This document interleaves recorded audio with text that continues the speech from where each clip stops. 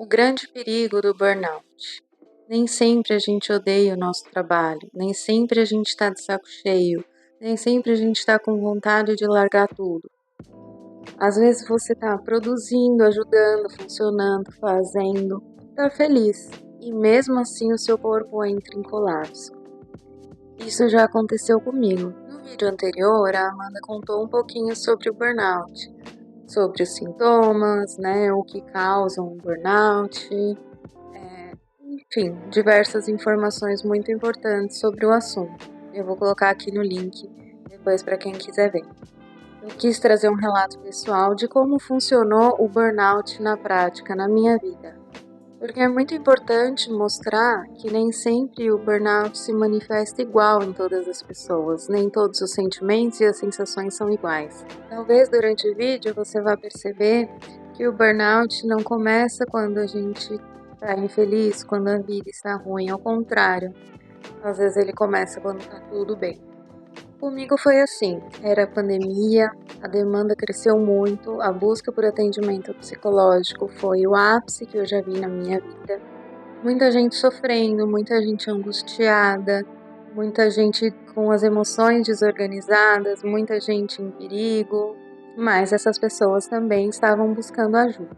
E aí eu fui fazendo o que muitos fazem, eu fui encaixando, fui dando um jeito, eu fui me adaptando aos horários que os pacientes podiam. E na minha cabeça tudo fazia sentido, tava tudo bem, eu tava produzindo, eu tava trabalhando, eu tava feliz. Na minha vida pessoal tava tudo bem, eu tava numa ótima fase. As pessoas que eu gosto, que eu amo, eu tive o privilégio de saber que elas estavam em segurança, em isolamento. Enfim, eu tava tudo bem, minha vida tava ótima. Eu tinha uma ansiedade natural por conta da pandemia? Sim, Quem não teve? Mas não tinha nenhum problema real. Era muito diferente do sofrimento que eu vivia e via, no dia a dia. Se alguém me perguntasse como que você tá, eu provavelmente ia responder: nossa, eu tô ótima, melhor fase, entre aspas, por tudo, exceto por tudo que estava acontecendo no mundo, mas pessoalmente estava na minha melhor fase. E é aí que o assunto fica muito importante. Simplesmente teve uma noite que eu não dormi.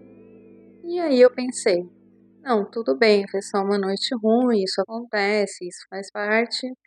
Mas achei estranho, afinal eu sou muito dorminhoca, eu durmo com muita facilidade.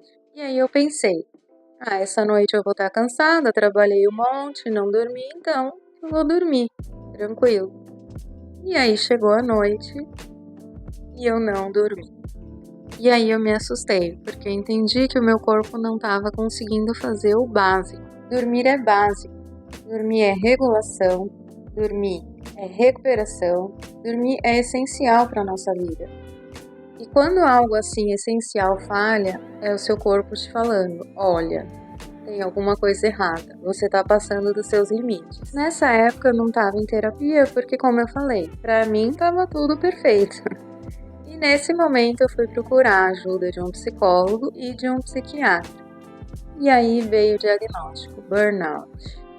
E eu sinceramente, mesmo como profissional da saúde, psicóloga, que estudo isso, parei e pensei, como eu tô com burnout se eu tô tão feliz? E isso foi uma compreensão muito importante para mim. Por quê? Porque eu entendi que eu tinha uma visão estereotipada do burnout, de que a gente tem que odiar o trabalho, tá de saco cheio, querendo largar tudo, não aguentando ver mais ninguém. E às vezes é assim sim, mas não é sempre. E aí no meu processo terapêutico, eu descobri que eu estava feliz, mas que eu estava completamente desconectada de mim mesma. Eu estava num nível alto de entrega, produtividade, só que sem pausa interna, sem real escuta de limite, sem espaço psíquico nenhum. E aí eu não percebi que eu estava vivendo no modo sobrevivência. Uma coisa importante para a gente lembrar, estar feliz não quer dizer que a gente não está se sobrecarregando. A gente pode estar feliz, realizado e biologicamente todo desregulado. Eu postei há um tempo atrás um vídeo sobre o ataque do leão, comparando a crise de ansiedade à crise de pânico. Lá eu explico direitinho o que é o modo sobrevivência. Mas resumindo aqui, quando a gente está sobre estresse, perigo, tensão, O nosso corpo se desregula todo, na verdade, ele se regula para sobreviver ao perigo, na verdade, né? E isso desregula todos os nossos neurotransmissores, neurônios, hormônios, e faz o corpo entrar no modo sobrevivência. Isso tá tudo bem, né? Quando a gente tem um perigo, quando algo vai acontecer, mas viver muito tempo sobre essa sensação de modo sobrevivência faz o corpo pifar em algum momento. Ele desaprende a funcionar. Viver um período assim, né, curto prazo, beleza, isso vai significar produtividade, energia, vamos lá, vamos fazer, vamos acontecer, mas por tempo prolongado é um grande problema. O corpo ele não foi feito para viver no modo sobrevivência. Uma hora ele grita, uma hora ele cobra, uma hora ele fala, chega, eu não aguento mais. No meu caso, o meu corpo simplesmente parou de dormir, de fazer uma coisa básica. O burnout não apareceu quando eu desanimei. Ele apareceu quando o custo para sustentar aquilo que eu estava fazendo estava alto demais.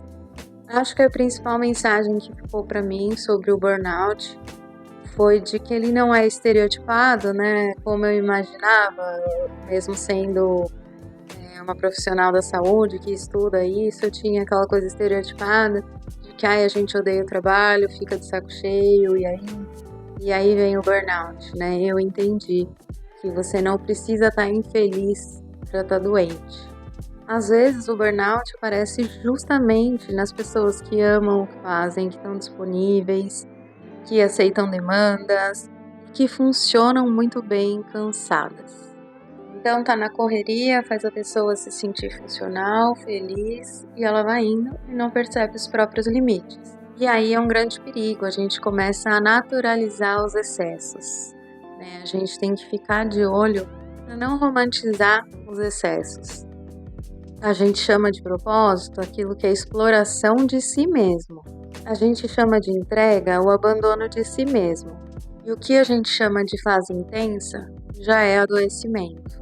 Isso vale para profissionais de saúde, cuidadores, líderes, pessoas que são muito demandadas, pessoas, como eu falei, que funcionam muito bem cansadas.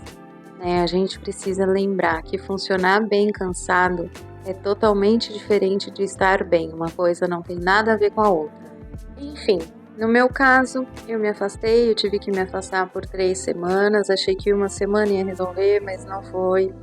Minha psiquiatra mandou eu me afastar por mais tempo na época. E paralelamente a isso, fui trabalhando em terapia, o que eu estava vivendo. E quando eu voltei de uma forma totalmente diferente.